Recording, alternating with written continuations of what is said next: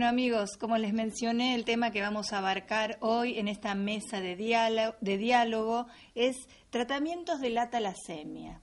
Antes voy a pasar a presentar a quien me acompaña, como siempre, el padre Gustavo Ercolino. ¿Cómo está, padre? Muy bien, Adriana, muy bien. Hoy, te soy sincero, un poco temeroso, porque ¿de qué va a hablar un cura de estas cosas? Pero bueno, ya nos vamos a rebuscar con algo. Muy bien.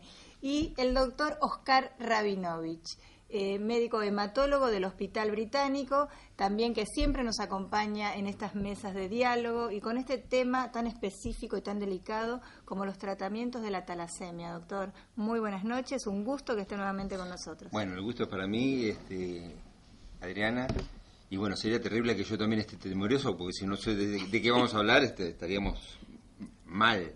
Pero bueno, un poquitito quizás podamos ayudar en este tema. En este tema, y yo quisiera primero, ¿qué es la talasemia? Para que entienda el televidente, ¿no es cierto? Correcto. ¿Qué es la talasemia? ¿En qué consiste? ¿Qué enfermedades? Uno puede hablar difícil y quedar bien, pero vamos a tratar de hablar fácil y sencillo como para que todos puedan entenderlo. Exacto. Los glóbulos rojos viven un determinado tiempo. Ese tiempo es generalmente entre 110 y 120 días. Lo correcto son 120 días. Cuando ese glóbulo rojo vive menos tiempo, se produce una destrucción precoz y eso lleva a una anemia en forma crónica. Bien. La única función que tiene el glóbulo rojo es la de transporte de oxígeno a través de una proteína que se llama hemoglobina. Uh-huh. Cuando la cadena de aminoácidos que forma la hemoglobina, es decir, es un aminoácido al lado del otro, así estamos compuestos y formados todos nosotros, hay una alteración puntual de un aminoácido en un sitio específico, no permite que la unión que tiene que tener la hemoglobina con el hierro se mantenga estable.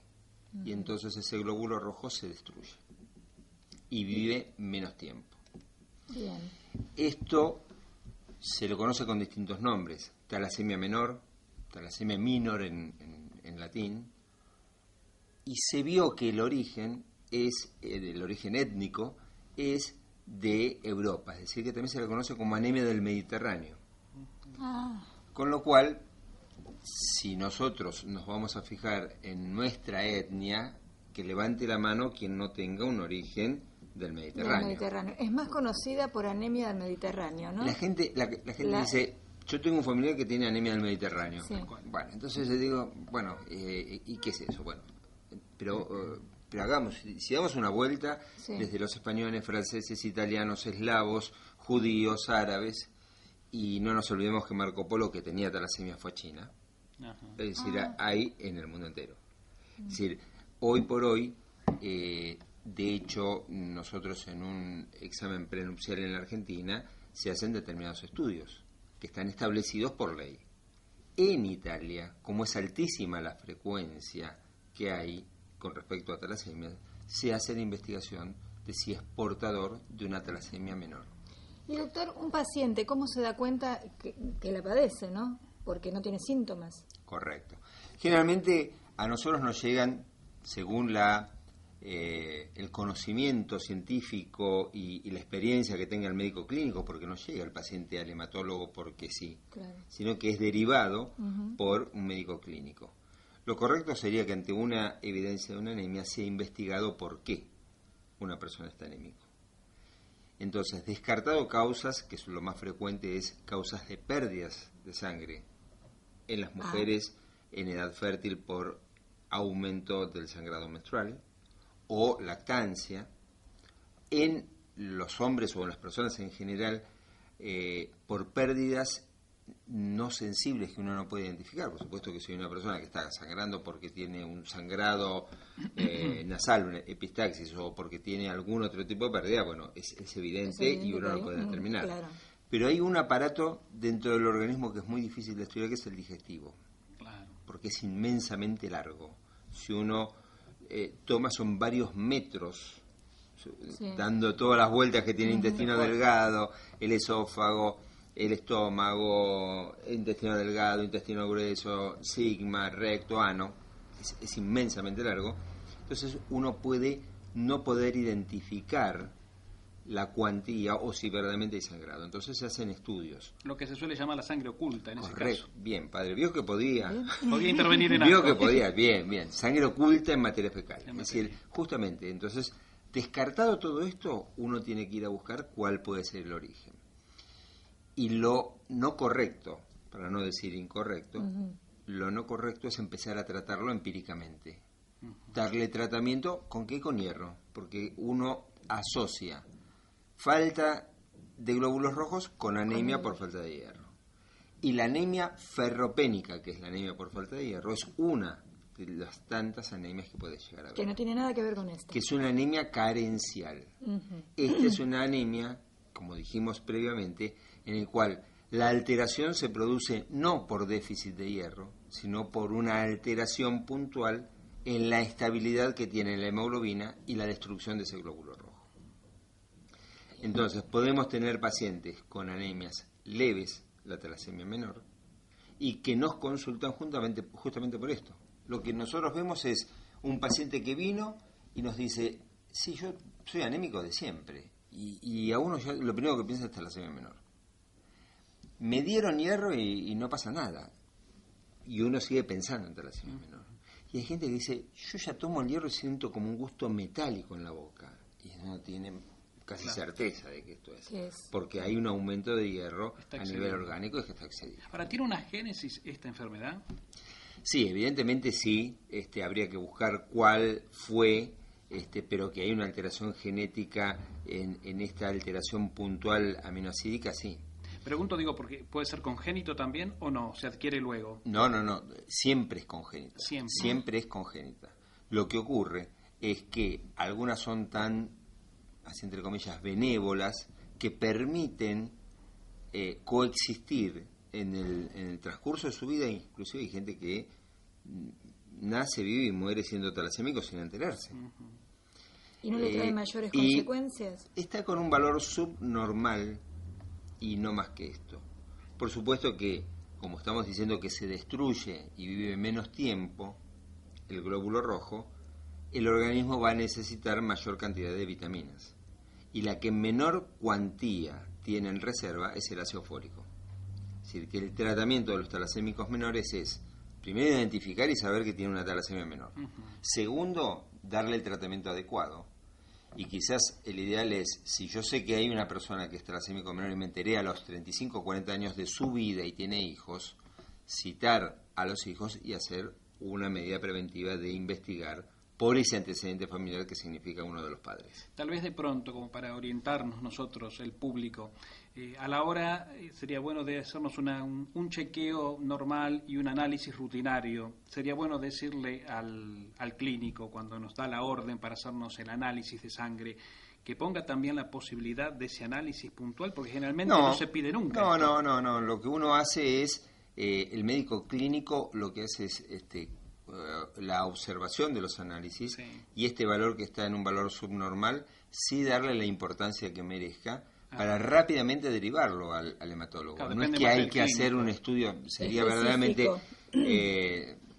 yo no haría o no sugeriría hacer un estudio específico, que lo hay, se llama electroforesis de hemoglobina para buscar este tipo de alteración. Una vez que se sospecha, entonces una vez que se sospecha, pero tiene que estar la sospecha fundada. Claro. Es decir, de rutina yo no lo haría este estudio, sino que esperaría ver cómo dan los resultados.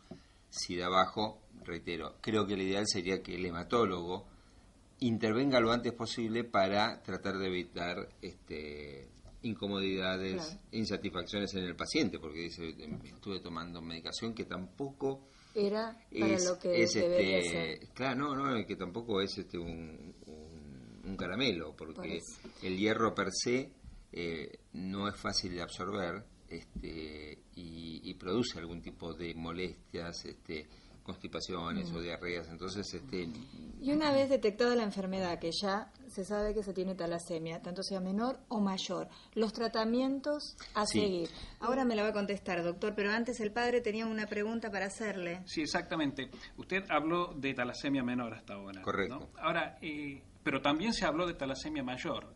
Podríamos preguntarnos en qué casos hay una talasemia mayor en una persona. Bien. Esto, como dijimos que es algo genético, la talasemia menor, por supuesto la talasemia mayor también. Ujú. Implica que, bueno, todos venimos de papá y mamá que tiene cada uno sus genes. Si nuestro padre tiene un gen talasémico menor y nuestra madre tiene un gen talasémico menor, podemos llegar a tener, quizás en este caso, y dicho bien, la mala suerte que se junten esos dos genes de talasemia menor y van a engendrar un bebé, un recién nacido, un paciente potencial y a la brevedad paciente potencial con una talasemia mayor, donde lo que dijimos anteriormente que podía uno convivir con su talasemia durante toda la vida y no darse cuenta, en este caso con certeza nosotros sabemos que ese paciente va a tener necesidad de requerimiento transfusional porque la anemia en estos casos es severa a severísima.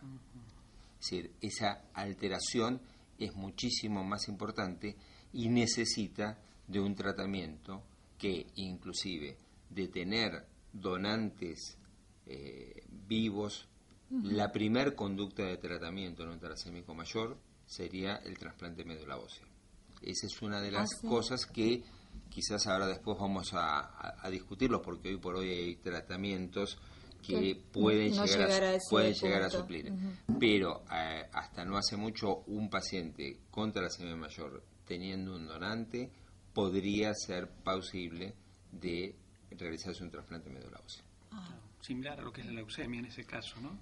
Claro, no que la talasemia es leucemia, no, pero el mismo la talasemia tratamiento. no es leucemia, pero la conducta terapéutica podría llegar a serlo. Lo que ocurre es que hay determinadas patologías donde el único tipo de tratamiento es el trasplante como adyuvante y definitivo. Acá vamos a encontrar que podemos tener otras líneas de tratamiento. Volviendo a ese tema, con otras líneas de tratamientos, ¿cuáles son esas otras líneas de tratamientos que se puede llegar a tener?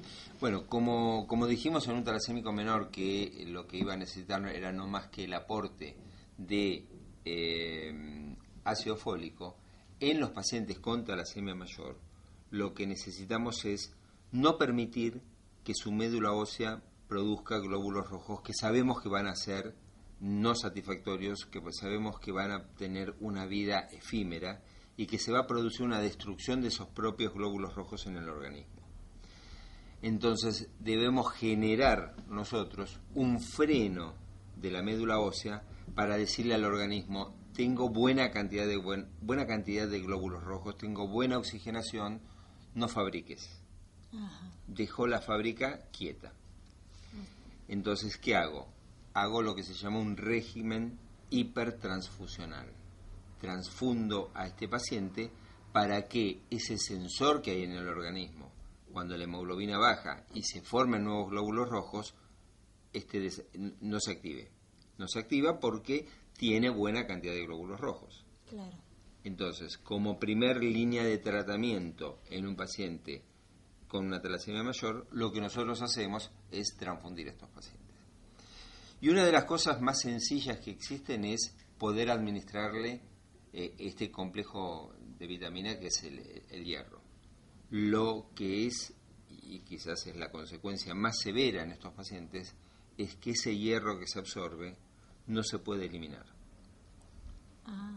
Y entonces se deposita en distintos órganos. Exacto, y eso es lo malo que hay con esto. Sepamos, y brevemente, como para tener simplemente un número, la concentración que tenemos en el organismo cualquier adulto es de 3 a 4 gramos de hierro.